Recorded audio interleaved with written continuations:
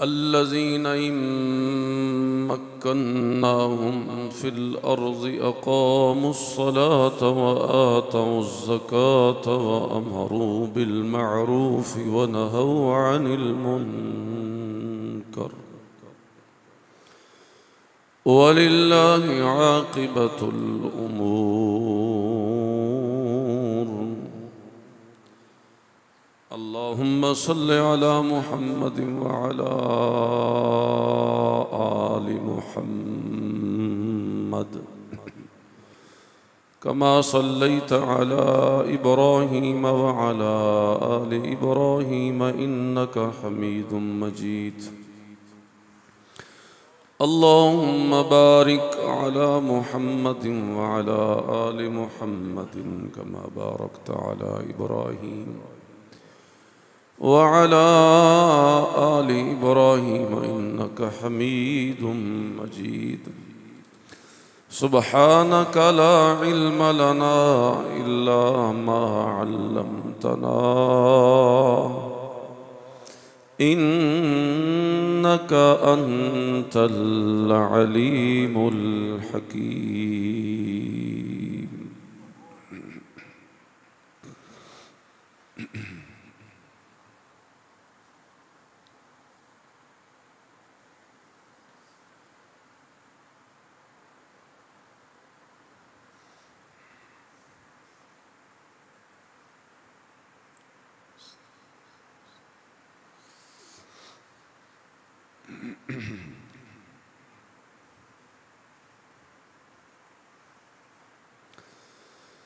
मुअज़्ज़ज़ दोस्तों,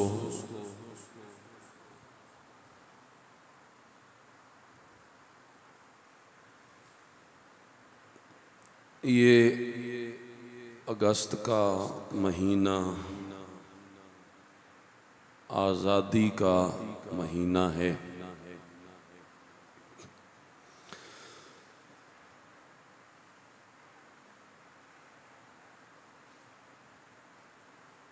तकरीबन पौन सदी पहले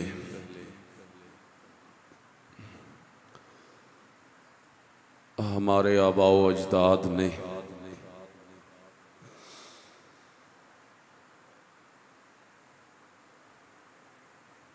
बड़ी तगोदो मेहनत और कुर्बानियाँ पेश करने के बाद इस मुल्क को हासिल किया।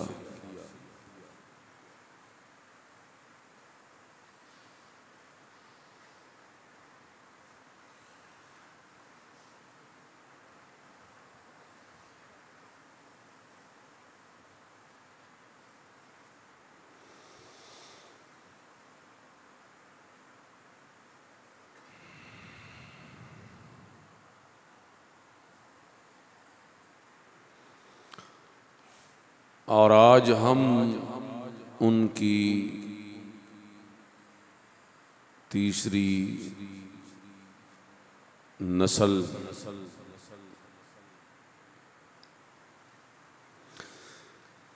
ये जानते ही नहीं हैं कि ये मुल्क क्यों आज़ाद करवाया गया।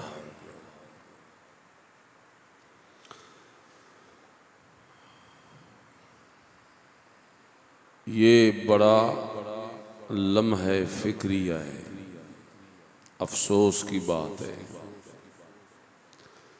आबा हमारे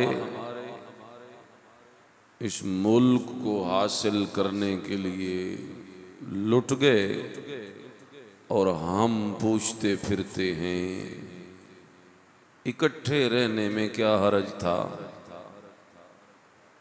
आज़ाद मुल्क क्यों लिया गया, मुसलमान इकट्ठे होते तो बेहतर होता। यानी हालत ये है कि हम मकसद से इतने दूर निकल चुके हैं।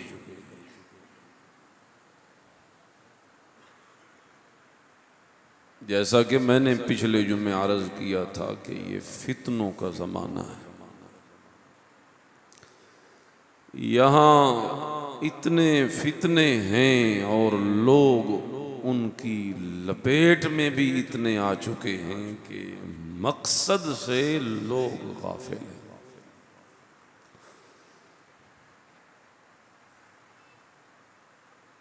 ना पैदा होने के मकसद पर तवज्जो है, ना आज़ाद होने के मकसद पर तवज्जो है।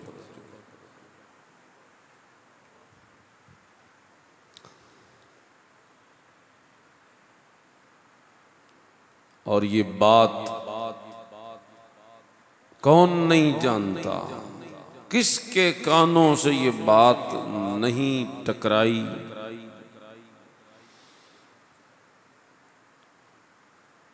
कि इस मुल्क को हासिल करने का वही मकसद है जो हमारे पैदा होने का मकसद है, और वो मकसद है ला इलाहा इल्लल्लाह।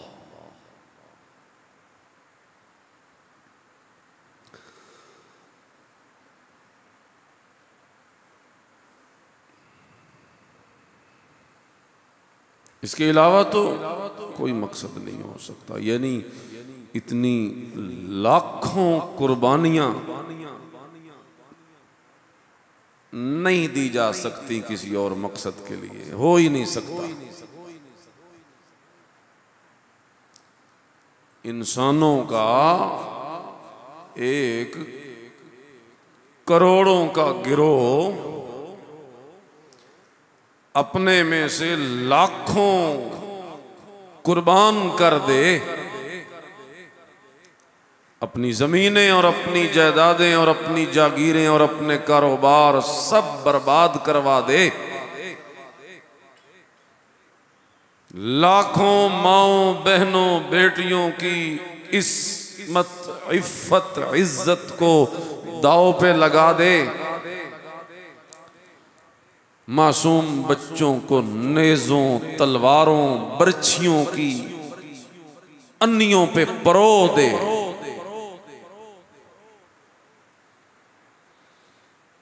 ये कैसे हो सकता है कि इतना बड़ा वकूआ और इतनी बड़ी कुर्बानी किसी और मकसद के लिए हो ही नहीं सकता। आज तक कभी इतनी बड़ी कुर्बानी किसी दुनियावी मफाद के लिए नहीं दी गई, ना ही कोई दे सकता है।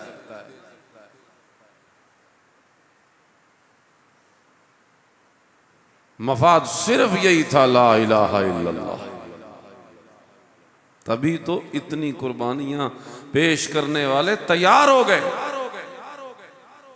वरना लोगों को निकालना ये कोई आम काम है। यही तो असल चीज होती है, लोगों को निकाल लेना। जिसने निकाल लिया उसकी लॉटरी निकल आती है। और आप देखते हैं यहां दुनियावी मकसद के लिए कितने लोग अपना सब कुछ कमाया हुआ लगा देते हैं लोगों को निकालने के लिए, लेकिन पूरे फिर भी निकलते नहीं।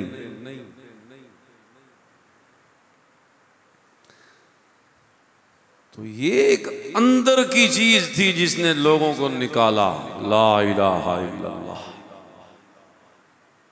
वरना दुनियावी मफादात के लिए इतनी बड़ी कुर्बानी कोई नहीं देता। 20 लाख मुसलमान कुर्बान हुए तहरीक आजादी में। कितने? 20 लाख।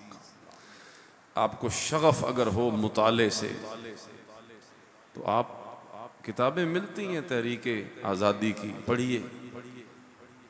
हजारों वाक़यात हैं जो लिखे पड़े हैं किताबों में।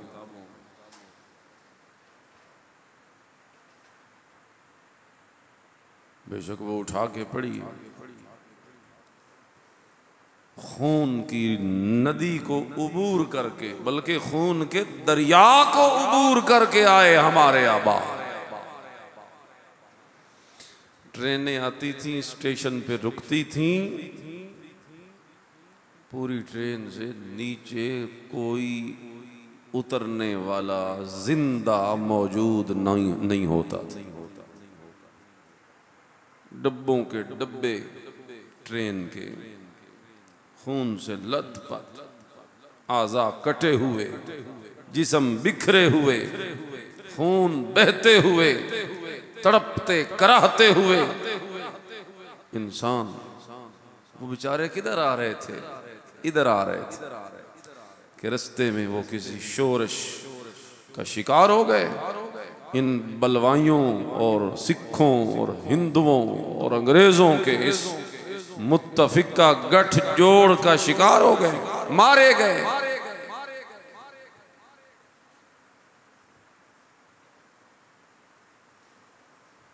बहरहाल बड़ी दर्दनाक कहानी है।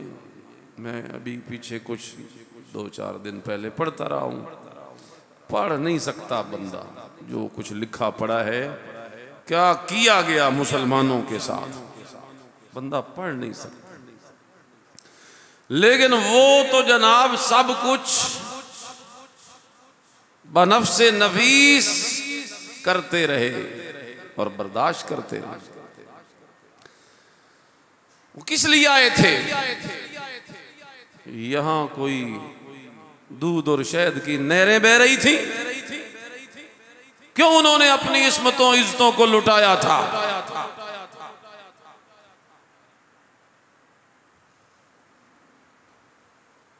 यहां कोई उन्हें प्लाट, दुकानें, मकान कोई ज्यादा मिल रहे थे? रुपया पैसा कोई यहां का वहां से ज्यादा मजबूत था?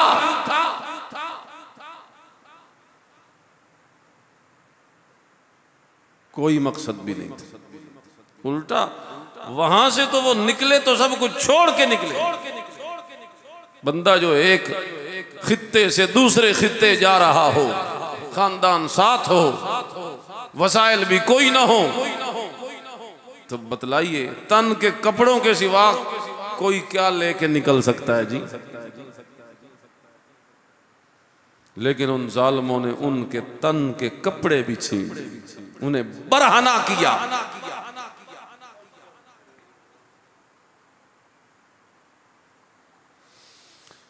कल मैंने जो वाकयात पढ़े उसमें से मैंने एक ये भी पढ़ा कि एक जगह से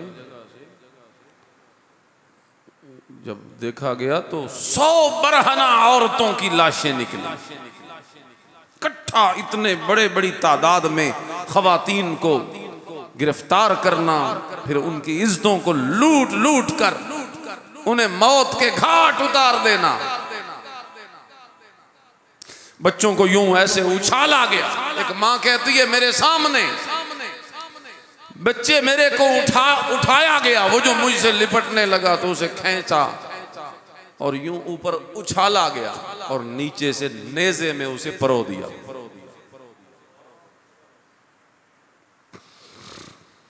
ये इतनी कुर्बानियां नाचने के लिए हमने हासिल की थी, ये इतने खून बहे आवारगी के लिए सब कुछ किया था। यहां सिनेमा और थिएटर कायम करने के लिए ये सब कुछ हुआ था? नहीं। मकसद क्या था? सारे बोलो ला इलाहा इल्लल्लाह। तभी तो ये नारा लगा कि पाकिस्तान का मतलब क्या, ला इलाहा इल्लल्लाह। ये कायदे आज़म ने खुद नहीं लगवाया, किसी को इनकार है इससे?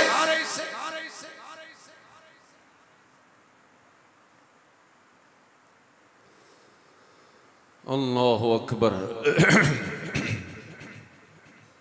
एक शायर था, वो ये नज़म लिख के लाया था।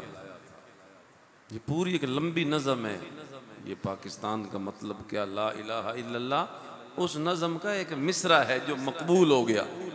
वैसे तो वो पूरी एक लंबी नज़म है जो उसने आके पढ़ी और कायदे आज़म ने देखा कि इस नज़म ने तो तहरीक आज़ादी में रूह भर दी, जज्बा पैदा कर दिया। फिर यही जुमला जो है वो तहरीक का नारा बन गया और पहचान। शब जुल्मत में गुजारी है, उठ अब वक्त बेदारी है, जंग शुजाअत जारी है, आतिश आहन से लड़ जा। पाकिस्तान का मतलब क्या? ला इलाहा इल्लल्लाह। बहुत सारे इसके मिसरे हैं। बहरहाल असगर सौदाई शायर का नाम है, असगर सौदाई, उसने ये नज़म लिखी। अच्छा, फिर उसके बाद कायदे आज़म की तकरीरें जो किताबों में लिखी मिलती हैं, आपके स्कूलों में मुताला पाकिस्तान में पढ़ाई जाती हैं कि हमने ये इस मुल्क का मुतालबा हमने ज़मीन का टुकड़ा हासिल करने के लिए नहीं किया।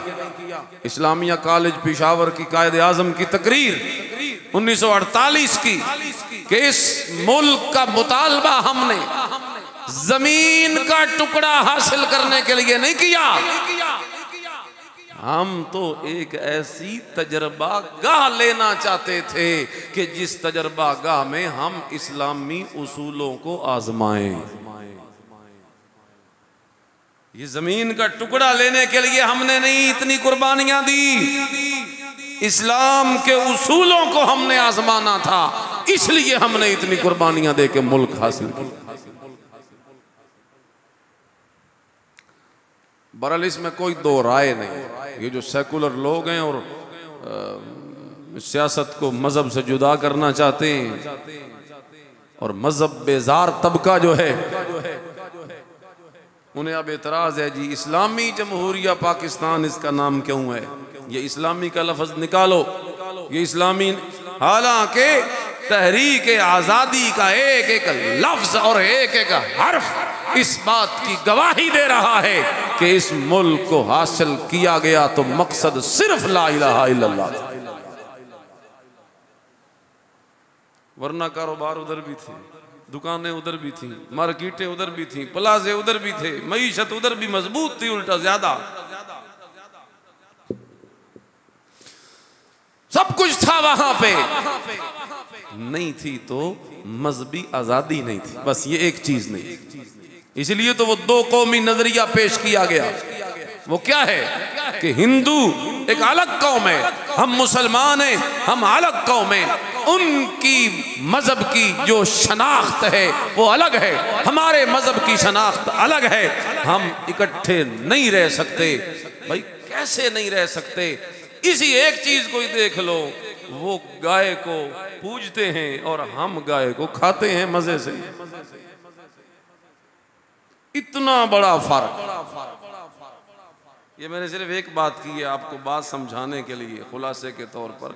इस तो बड़ा कोई फर्क हो सकता कि एक माशरे में रहते हैं, साथ साथ एक गाय की इबादत करता है, दूसरा गाय को ज़िबा करता है।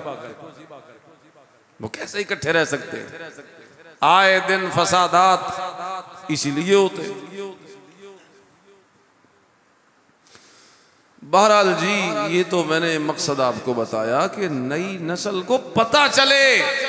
ये पूछते हैं जी इकट्ठे थे तो फिर अलग क्यों हुए? अलग इसीलिए हुए कि वहां मजहब की आजादी नहीं थी और हमारे कायदीन ने इस मुल्क को इसलिए हासिल किया यहां हम आजादी से अपने मजहब की तालीमात पर अमल करें। आज लगभग कितने साल गुजर गए जी आजादी को? जी 78। जी हाँ, वो 75 का नोट है ना, 75 तो हो गए, उससे आगे 2-3 साल भी हो गए। तो ये इतना अरसा हो गया, लेकिन जिस मकसद के लिए मुल्क लिया था हमने उस मकसद को अभी तक पूरा नहीं किया। तो बतलाइए, क्या हम मुजरिम नहीं हैं? क्या हम अपने आबा के मुजरिम नहीं जिन्होंने सब कुछ लुटवाया और हमें लेके तो दे दिया? अब अगला काम तो हमारा था ना। लेकिन आज भी देख लो, इलेक्शन होते हैं, मजहबी तबका जीरो की पोजीशन पे होता है और हमारा सारा वोट सेकुलर पार्टियों पे जाता है। ये जितनी पार्टियां इस वक्त बड़ी बड़ी हमारी मुल्क की हैं सियासी, ये मजहबी हैं। बोलो तो सही। किसी को शक है? ये जितनी पार्टियां हैं सियासी, इनमें से कोई एक भी मजहबी, अवाम सारी क्या है? मजहबी है। तभी तो वो बाज़ औक़ात मजहबी टच देना जरूरी समझते हैं कि उसके बगैर काम नहीं चलता। लेकिन अवाम मजहबी है, मजहब पसंद है, लेकिन इस मामले में मुजरिम है कि जब इक़्तिदार पे किसी को लाना होता है तो ये अपना वोट मजहब वालों को नहीं देते। जब मजहब वालों को देते ही नहीं, इस्लाम खाक आएगा। इस्लाम कैसे आएगा? ये लोग कैसे इस्लाम लाएंगे कि जिनके जिस्म तो आजाद हैं लेकिन उनकी रूहें आज भी अंग्रेज की गुलामी कर रही हैं। ये अमेरिका बरतानिया के तलवे चाटने वाले कैसे इस्लाम नाफिज करेंगे? इस्लाम तो कोई मर्द हुर, अल्लाह अकबर, जो अपने मफादात की कुर्बानी देकर मजहब को तरजीह देता हो, इस्लाम तो को वो लाएगा। लेकिन वो अकेला थोड़ा लाएगा, उसके पीछे जितने तक अवाम की ताकत पावर नहीं होगी वो भी क्या कर सकता है। तो मुजरिम हम हैं जनाब, इससे हमें छुटकारा नहीं। हमारे आबा ने इतनी मेहनत से मुल्क हासिल किया इस्लाम के लिए, और हम उस काज पे मेहनत नहीं करते। हम मजहबी नहीं हैं, हम मजहब बेजार हैं। हमें इस्लामी उसूलों पे अमल घुटन महसूस होती है। ये सख्ती हो गई, पाबंदी हो गई, कानों को हाथ लगाते हैं। अगर चोर की सजा नाफिज करने का कहा जाए ना जी, हाथ काटो, लोग तौबा तौबा तौबा तौबा, इतनी सख्त सजा। लोगों के तबसरे और चीखें खत्म नहीं होती अगर जानी की सजा का जिक्र किया जाए। शादीशुदा अगर जिना करे, इस्लाम क्या सजा बताता है? शादीशुदा सजा करे जिना, कोड़े नहीं, संगसार। जमीन में गाड़ दिया जाए उसे इतना, और जो बकिया जिसम ऊपर है उसके ऊपर पत्थर मार मार के उसे हलाक किया जाए। ये इस्लामी और शरी सजा है। जानी एक शहर में अगर है, एक किसी को सजा मिल जाए, बताओ पूरे शहर वाले मर जाएंगे लेकिन जिना का नहीं सोचेंगे। एक चोर का हाथ काट दिया जाए, सारा शहर, अब शहर क्या, अब तो सोशल मीडिया है, सारा मुल्क जनाब दुरुस्त हो जाए, एक सजा नाफिज कर दी जाए। लेकिन हम अल्लाह उसके रसूल की बातों को पीछे रखते हैं और खुद सियाने बनते हैं। नहीं जी नहीं, वो मुश्किल सजाएं, हमको खुद कानून बना। और आईन इस्लाम का है, इस्लामी जमहूरिया पाकिस्तान का है, लेकिन उसमें कई शिक्के गैर इस्लामी। आए दिन नए नए कानून पास होते रहते हैं। दुश्मनान इस्लाम अंदर अंदर से लगे हुए हैं और हम गाफिल हैं। हम लंबी तान के सोए हुए, और वो अंदर अंदर से खुरचते रहते हैं और दीमक की तरह छाटते रहते हैं और कमजोर करते रहते हैं हमारे आईन को, और कोशिश करके अपनी मर्जी के नए नए बिल पास करवाते रहते हैं। बहरहाल इस मौके पर मैं आपको ये दावत दे रहा हूँ, आप अव्वल तो ये मकसद जाने कि पाकिस्तान क्यों लिया, और नंबर 2 मकसद को जानने के बाद मकसद को हासिल करने की अपने तई जितनी हो सकती है जिद्दोजहद करें। चलो यहाँ होता है या नहीं होता मेरी मेहनत से, अल्लाह के यहाँ तो मैं सुरखरू हो गया ना अगर मैं मेहनत करता हूँ। और अगर मैं इन्हीं जालिमों के साथ मिल जाता हूँ तो अल्लाह के यहाँ मुझे कोई बचा सकता है? फिर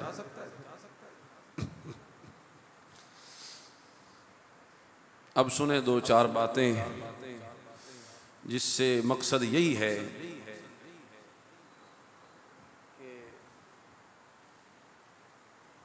आपको ये आगाही दी जाए और इस बात पर उभारा जाए कि मुल्क हासिल करने के बाद अब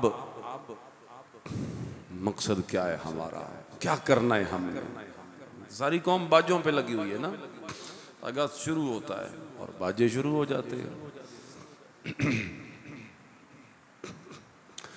बड़े बड़े, अब हमारा तो शहरों में कोई शहर नहीं है, ये तो देहातों वर्ग है।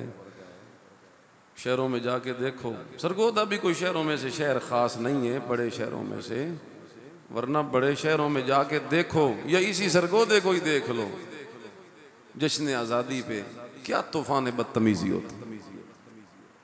पार्कों का माहौल, लड़कियां लड़के नौजवान, उनको अपनी आवारगी का एक मौका मिल जाता है, एक बहाना मिल जाता है। कहाँ गई आजादी जनाब, आजादी कौन मनाता है, आजादी कहाँ से आ गई। वो तो कोई अपनी आजादी है जिसके लिए उन्हें वक्त नहीं मिल रहा था और बहाना नहीं मिल रहा था, और आज उनको टाइम मिल गया और बहाना मिल गया, वो तो अपनी आजादी मनाने आए।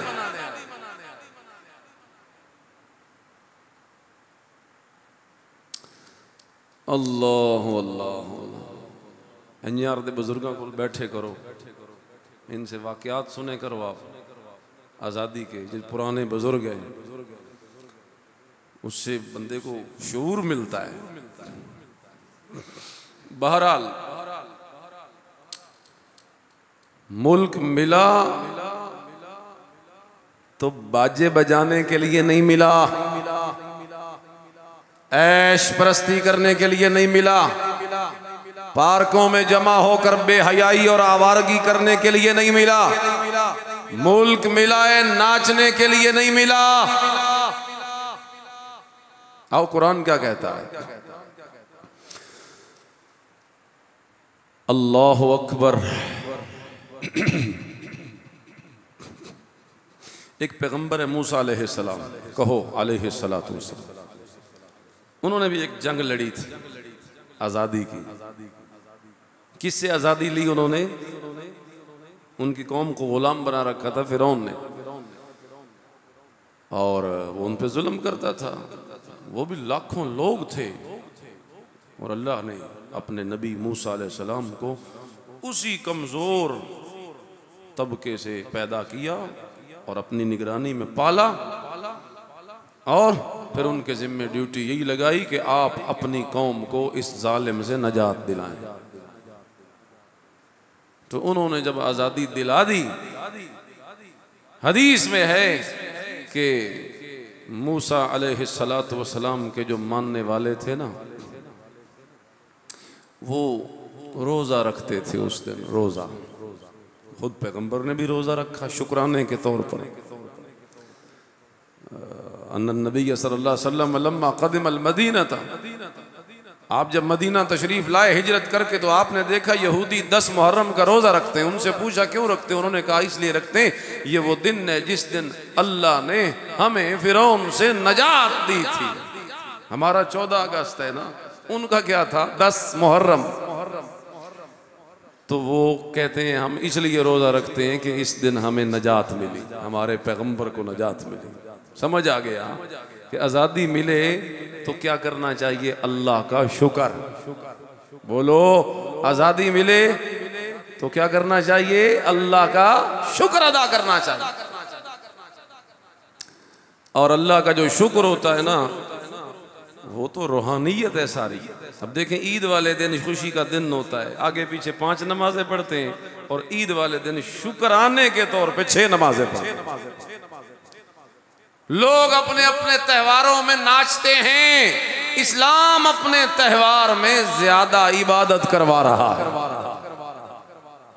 पता चल गया, खुशी आए तो इस्लाम में खुशी मनाने का तरीका कोई हैवानी तरीका नहीं है, शैतानी तरीका नहीं है। इस्लाम में खुशी मनाने का तरीका क्या है, रूहानियत है, शुक्र है, इबादत है, अल्लाह के आगे आजिज़ी है।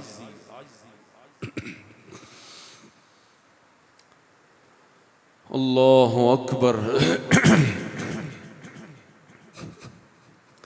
तो शुक्र अदा करें।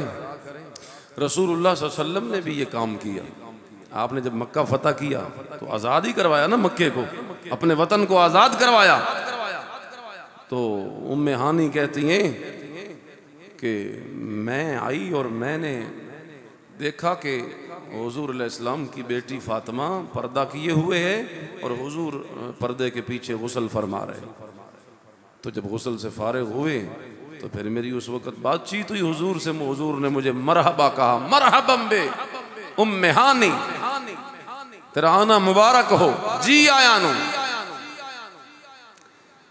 और फिर उसके बाद रसूलुल्लाह सल्लल्लाहु अलैहि वसल्लम ने, चाश्त का वक़्त था, चाश्त का ये 8-9 बजे का ये वक़्त था, और हुजूर अलैहिस्सलाम आगे पीछे चाश्त की 2 रकातें पढ़ते थे। जिस दिन मक्का फतह हुआ रसूलुल्लाह ने चाश्त की 8 रकातें अदा फरमाई।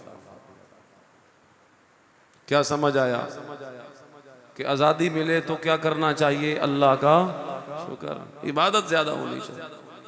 कुरान भी यही कहता है, सूरतुल हज आयत नंबर 41, अल्लज़ीना इम्मक्कन्नाहुम फिल अर्ज़ि यक़ामुस्सलाता व आतवुज़्ज़काता व अमरू बिल मअरूफ़ि व नहौ अनिल मुनकर वलिल्लाहि आक़िबतुल उमूर।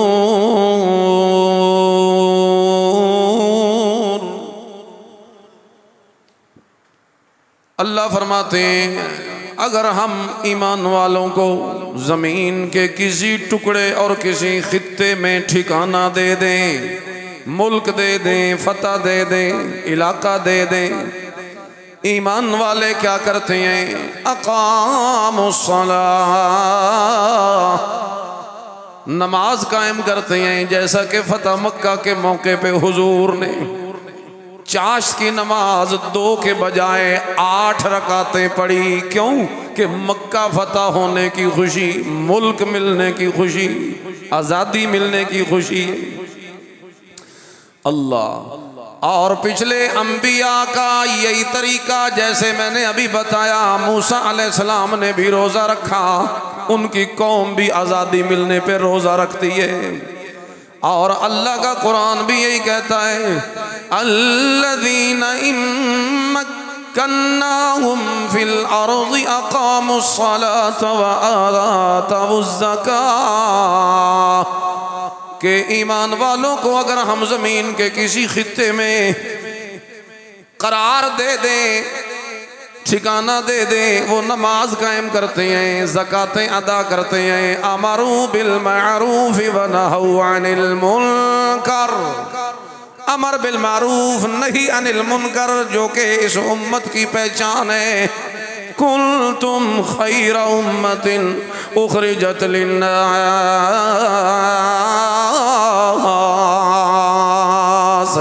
तुम बेहतरीन उम्मत इसीलिए बनाए गए हो, तामुरून बिल मारूफ व तनहौना अनिल मुनकर, तुम नेकी का हुक्म देते हो, बुराइयों से रोकते रहते हो। यही सिफत तुम्हारी अल्लाह को पसंद है, जिस वजह से अल्लाह ने तुम्हें उम्मतों का सरदार बनाया। तो ईमान वालों को जब आज़ादी मिलती है, मुल्क मिलता है, इलाका मिलता है, उस वक़्त वो नमाज कायम करते हैं, ज़कात देते हैं, अच्छे कामों का हुक्म देते हैं, बुरे कामों से मना करते हैं। ये अल्लाह का कुरान आज़ादी का असल तरीका बता रहा है कि आज़ादी वाली नेमत अगर मिल जाए तो क्या करना है। आज हमारी कौम गाफिल है, पर्दे चढ़ चुके हैं लोगों पर, दिल गाफिल हो चुके हैं, मौसीकी आम है, ज़िनाकारियां में, पार्कों के अंदर गंदा माहौल, नौजवान लड़के लड़कियां जमा होते हैं, बाजे बजाते हैं, मौसीकी चलाते हैं और नाचते हैं, और इस तरीके से शैतानी आवारगी करके फारिग होके चले जाते हैं और समझते हैं जी आज़ादी का हक अदा हो गया। यहाँ लाखों लोगों ने अपनी जानें कुर्बान की, यहाँ बच्चों को नेज़ों की अन्नियों पे परोया गया, यहाँ घरों को उजाड़ा गया, यहाँ ज़मीनों को बर्बाद किया गया, यहाँ जागीरों को तबाह बर्बाद किया गया, यहाँ इज्जतों को लूटा गया, यहाँ माल मता सब कुछ छोड़ा गया। और इतना सब कुछ करने के बावजूद क्या हमने मौसीकी के लिए मुल्क लिया था? क्या हमने ये मुल्क बाजे बजाने के लिए लिया था? क्या हमने ये मुल्क गाने बजाने के लिए लिया था? क्या हमने ये मुल्क आवारगी के लिए लिया था? क्या हमने ये मुल्क बेहूदगी के लिए लिया था? क्या हमने ये मुल्क जिनाकारी के लिए लिया था। क्या हमने ये मुल्क दुनिया के अंदर इस तरीके से शैतान को राजी करने के लिए लिया था? और नहीं हो मेरे दोस्तों, इस मुल्क को हासिल करने का नारा वही है जो कायद आजम और उसके साथियों ने लगाया, और वो नारा मशहूर नारा है पाकिस्तान का मतलब क्या? ला इलाहा इल्लल्लाह। उसको याद करो, इस मकसद को याद करो भाई, याद करो। तकरीर इसलिए होती है सुनकर बंदा कुछ हासिल करे, कान का चस्का नहीं, थोड़ी देर मजा ले लिया और चले गए। ना ना ना, चीजें ले समझो, लो, संभालो और उन पे अमल की फिक्र करो। वरना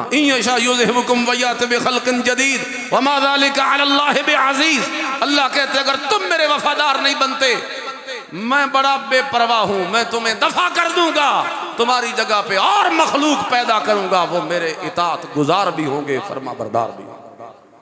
अल्लाह ने तो ऐसी बेनियाजी की बातें की हैं कुरान में कि तुम अगर करते हो वफादारी तो ठीक है, अपना फायदा है, तुम्हारी आकबत आखरत बनेगी, और अगर नहीं करते तो मेरा दीन, मेरा इस्लाम तुम्हारा मोहताज। यहां लाखों आए और लाखों गए, यहां करोड़ों आए और गए, यहां किसी ने नहीं रहना। यहां अगर कोई रहता है तो अल्लाह के लिए अगर जीता मरता है तो वो अपनी आखिरत बना जाता है, और अगर नहीं ऐसा करता दुनिया में तो वैसे ही उसका नाम मिट जाएगा और आखिरत में भी वो दर्दनाक अजाब का शिकार हो जाएगा।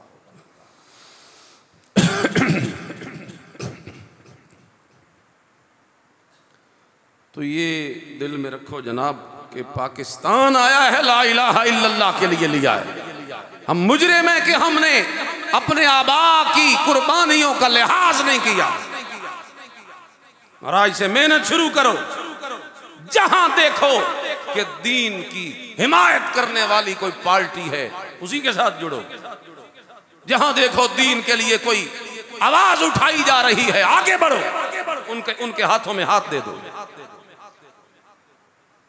जहां तुम्हें कोई ऐसी सदा सुनाई दे कि इस्लाम के नफाज की बात की जा रही हो, शौक से अपने आप को पेश करो, अपना माल खर्च करो, सब कुछ उस पर लुटाओ। और ये मुमकिन है, ये कोई नामुमकिन है। अगर इतना मुश्किल काम कर लिया ना मुल्क लेने वाला हमारे आबा व अजदाद ने, तो इस्लाम नाफिज करने वाला काम भी मुमकिन है। बोलो क्या है? मुमकिन है। लेकिन पता नहीं इतनी बेहिसी है हमारी कौम में। जैसे हदीस में है ना, सोबत का बड़ा असर होता है। ये ब्रायलर खान वाली कौम, हदीस में बकरियों वालों में मस्कनत होती है। बकरी जी भी मस्कीन जी होती छोटी, बकरियां जो रखते हैं उनमें भी मस्कनत होती है, आजिज़ी होती है। और हुजूर ने फरमाया ऊंट रखने वालों में तकब्बुर होता है, क्योंकि ऊंट खुद बड़ा मुतकब्बिर मिजाज होता है। तो ऊंट रखने वालों में भी क्या हो जाता है? तकब्बुर पैदा हो जाता है। हम ब्रैलल खा खा के जिस तरह वो पड़ा रहता है, किसी टाइम कोई उन्हें उठावे चाह के गाटा ला देवे, उन्हें कोई परवाह, वो जिबा भी चुप करके खुशी से हो जाता है। हम शायद वो खा खा खा के हमारे अंदर भी वो बेहिसी आ गई। सानवी जेड़ा जिबा करे, जिवें लिटावे, जिवें जिबा करे, हम जनाब तैयार है बेहिस से। क्या हाल है महंगाई का, मुल्क का? बिजली के बिल कहां पहुंच चुके हैं गरीब। 2-4 दिन पहले मैं गया हुआ था, वो एक गरीब से मेरी वहां बात हुई, पिंड देहात था, एक दोस्त था, वो अजीज था। वो कह रहा था भाई मैं पहले तो ख्याल रखता था भाई 200 से ऊपर यूनिट न जाए, लेकिन मैं कहीं चला गया हफ्ते 10 दिन के लिए घर से बाहर, पीछे फ्रिज चलती रही, फ्रिज, वो 200 तो 2-4 यूनिट उत्ते निकल गए। वो कह रहा था 5000 मेरा बिल ज्यादा आया है। और जुल्म वाला जुल्म ये है कि अब अगले 6 महीने मुझे ये सजा भुगतनी पड़ेगी। एक बारी 200 तो उत्ते चढ़ गया, ये नहीं कि एक दफा जो ज्यादा हो गया तो चलो बिल आ गया, ना ना, यहां जुल्म देखो। एक दफा अगर यूनिट दो एक दो ऊपर निकल गए, उसकी सजा अगले 6 महीने आपने अदा करनी, वो भुगतनी आपने सजा। ये जुल्म नहीं है। बोलो तो सही, और बोलते दो, जोर से कहो ये क्या है? ये जुल्म है। हल इसका इस्लाम है, हल इसका दीन है, हल इसका उठना है, हल इसका जज्बा पैदा करना है, हल इसका कुर्बानी देना है। टांग पे टांग धर के बैठे रहोगे तो पता नहीं और क्या क्या होगा। तो जहां कहीं दीन की कोई मेहनत कर रहा है या मुल्क की आजादी की मेहनत कर रहा है, उसके साथ हो जाओ। अभी ये जमात इस्लामी वालों ने धरना दिया हुआ था, चल रहा है अभी, तो उल्टा 2 रुपए महंगी हो गई बिजली। बहरहाल, लेकिन हो सकता है अभी बंगाल देखें, बांग्लादेशियों को सब कुछ वैसे भी सही है, लेकिन ये है कि हम थोड़ी हिम्मत करें। अल्लाह तबारक व तआला हमें हिदायत नसीब है, जज्बा पैदा करे अल्लाह हमारे अंदर। बाकी वतन से मोहब्बत वो तो हमें है, वो तो रसूलुल्लाह। उससे पीछे देखो, इब्राहीम अलैहिस्सलाम थे ना, कहते थे रब्बि जअल हाज़ल बलद आमिना वजुनुबनी व बनिया अन नअबुदल असनाम। वक्त ज्यादा हो रहा है, अल्लाह इसी पे अमल करे।